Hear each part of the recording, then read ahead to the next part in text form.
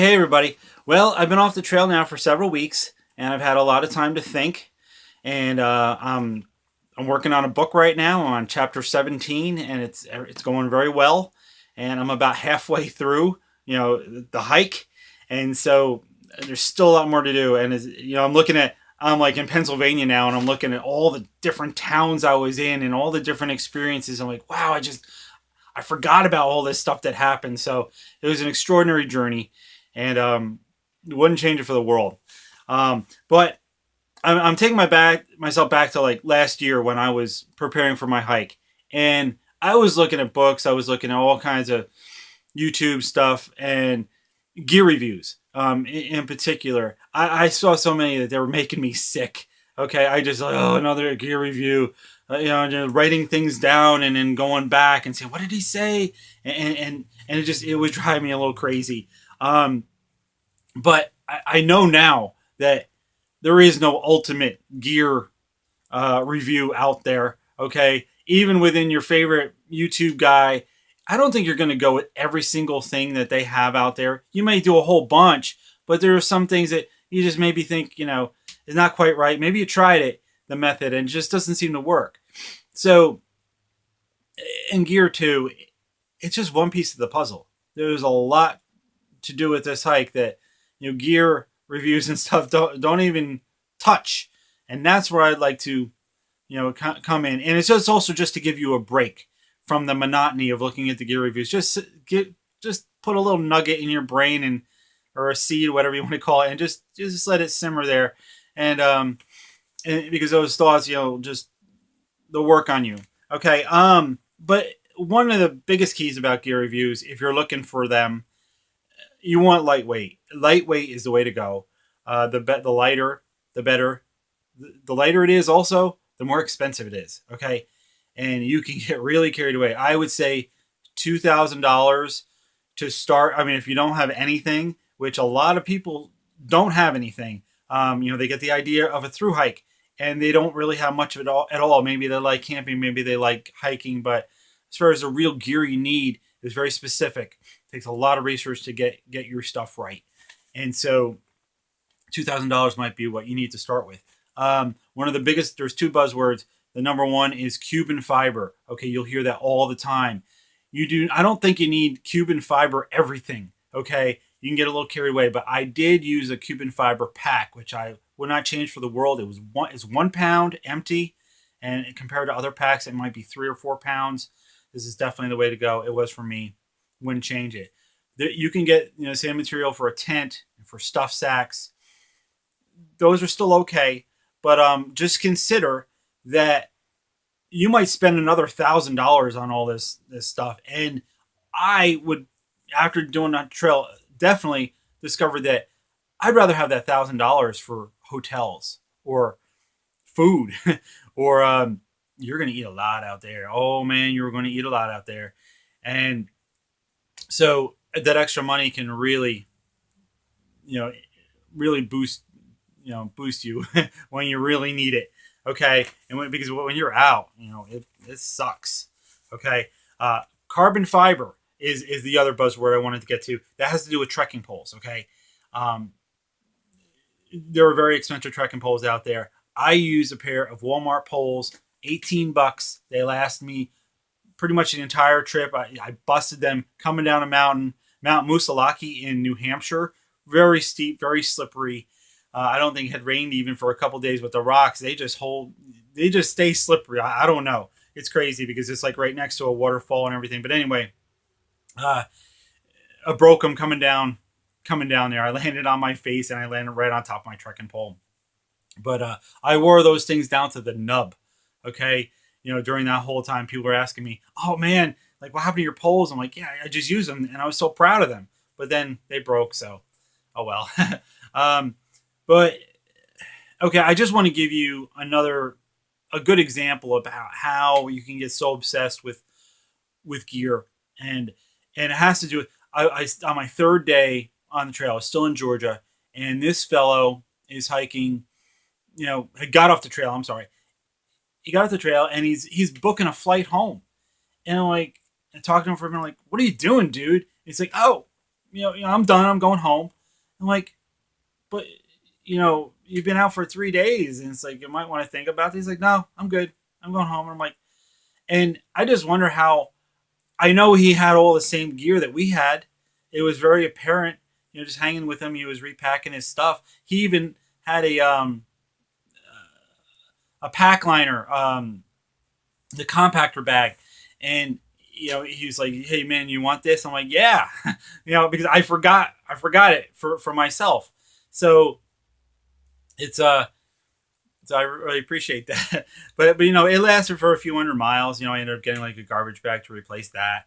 But he thought of everything as far as gear, but as far as I think he forgot about his family life. He forgot about how much he was missing things at home, and that can happen, and that's okay. But I think you gotta, if you really want to do a hike like this, you got to think about a lot of that stuff. You got to really search your soul and think about what's really important. Why am I doing this? Those are some really key questions to ask yourself.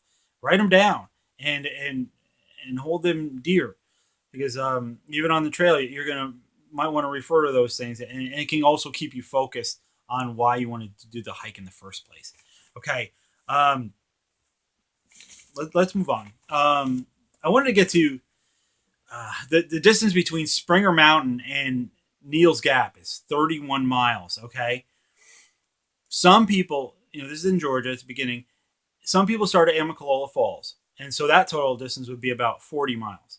But from Springer to Neal's is about 31, and a lot of people end their hike right at Neal's, and I think they might have the idea that, oh, it's only 31 miles, it's nothing, But when you got a 30 plus pound pack, um, your feet go through a whole lot of trauma. So I've heard of people that they get the stress fractures in their feet. Their feet will actually grow in size. Maybe your arch or your foot will collapse, and so you get to that point, and you're hurting, and so things can go downhill much faster than you could possibly imagine out there. And so I think it's like 20% or so of people end their hike right there, which is almost mind-boggling. But you'll see a lot of all the boots and trail runners, hanging in the trees at Neal's Gap, hundreds, thousands of them, and it's like it's saying, it tells you, it gives you an indication of what's going on, because people are just like that other guy, he went only 3 days, but they just said that's it for me. They hadn't thought about, they got all the gear, everybody got the same gear, and they spent all this money, but then it would be horrible, to end your hike that quick, So of course you want to be prepared, and of course having the right gear is going to get you there, but there's so many factors to it. It's unbelievable. I want to get into the no pain, no rain, no main. Okay, this is a concept that I think can be taken a few ways, and that concept can work against you, okay, as much as it can be like a motivator for you to move on. Okay, the way it can work against you is that the idea that I'm tough, I can take whatever Mother Nature, throws at me, and I'm just gonna, weather through it all. But let me tell you something: you get blisters, they can turn into blood poisoning. It will stop you in your tracks. You can get chafing, on your backside there, and it can get infected. I had multiple blister situations where I was very close to having to go to a doctor or a hospital, because I think that it was getting infected. I lanced the stuff myself, and I don't know how good of an idea that was to do, but I just didn't want to see a doctor and pay a bunch of money, for something I really didn't need. But I was really hugging the line there. Okay. But so the no pain, no rain. Look, you're going to experience rain and pain no matter what. Okay. But if you can minimize that just a little bit, it can give you that extra ability to make it to the next leg of the trip, as opposed to again, I didn't say this before, but rain. Okay. You're going to get a lot of rain out there. But when you get to hypothermic conditions, which I nearly experienced several times, hypothermia is no joke. And when it happens, your brain ain't working right. And you could be in serious trouble. Okay. And you might not get help fast enough. Okay. Um, Also, I haven't put my knife somewhere. I don't have it now, but you don't need much of a knife. Okay. For this trip, you do not need one of these sheath knives. I say that right? But it's just there's too much. There's no need for it. Okay, I had like a little Swiss Army knife, and in fact, the one I had was probably even too big, and I use it more for lancing blisters than anything else. Okay, I'm not carving sticks out there on the trail. You're not going to use it as a weapon or anything. Maybe some people think they need it for that, but oh man, no, you don't. But a knife is just for very, I was opening up boxes of like chicken in my hotel room. Okay, so on the trail, I barely use it. Like I said, on the trail, I use it for lancing blisters in my tent. I know, as awful as that sounds, but knee supports.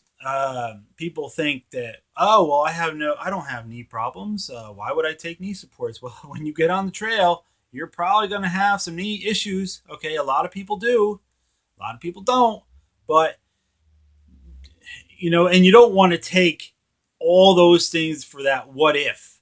Okay, but that's one of the things that is a weak link, in your body that, especially what you're doing with this hiking, that is very likely to go. I used the Chopat knee braces for, knee supports for a long time, but my knees got stronger. Okay. And that's the thing, that once they got stronger, I took them off because they were actually working against me. I was getting all kinds of rub on the back side of my leg, and so it was working against me, and so I took them off. And so you could do that too, but you might really want to have something at the beginning, because your beginning days are the critical days.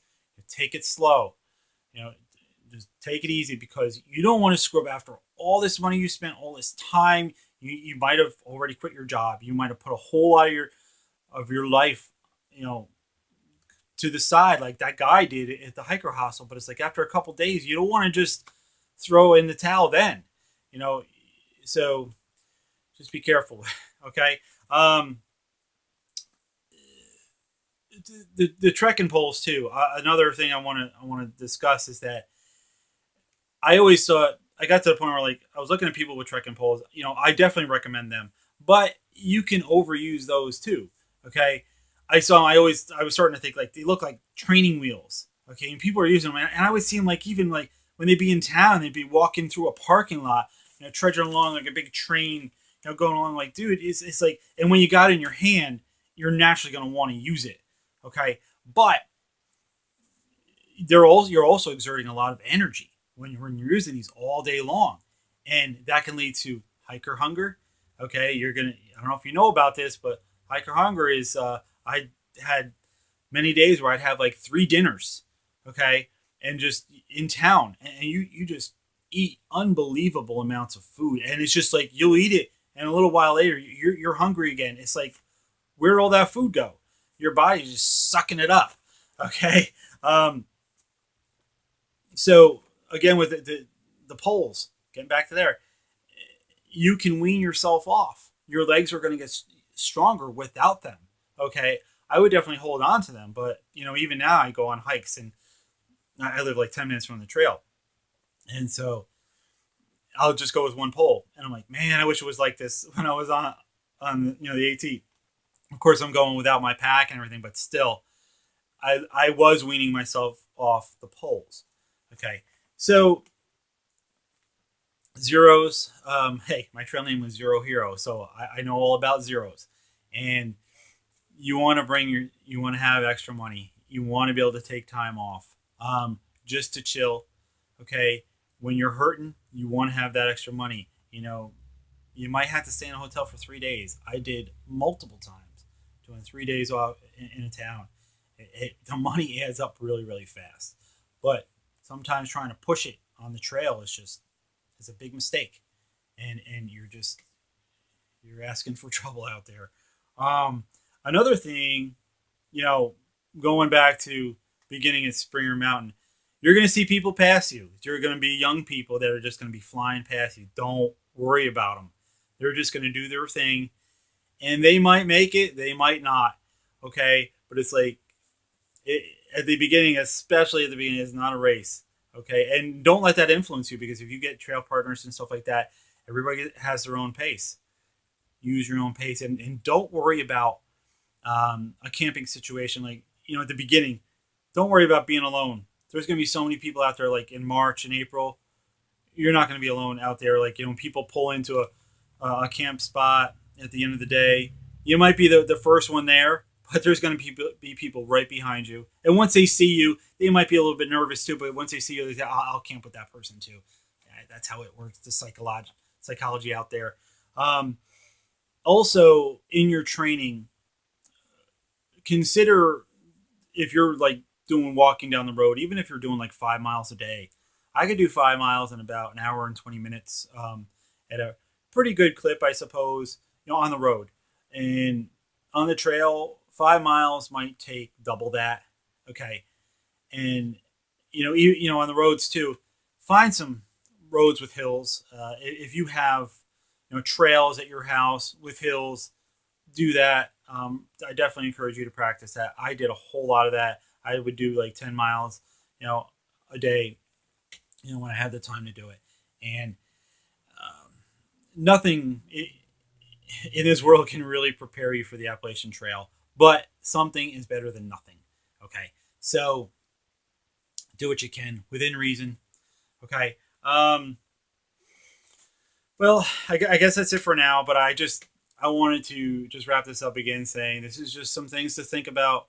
Okay. I hope to bring you some more of these videos with these kind of concepts, getting even more beyond gear altogether, just getting your mind right and preparing yourself for things that are going to happen out there to you.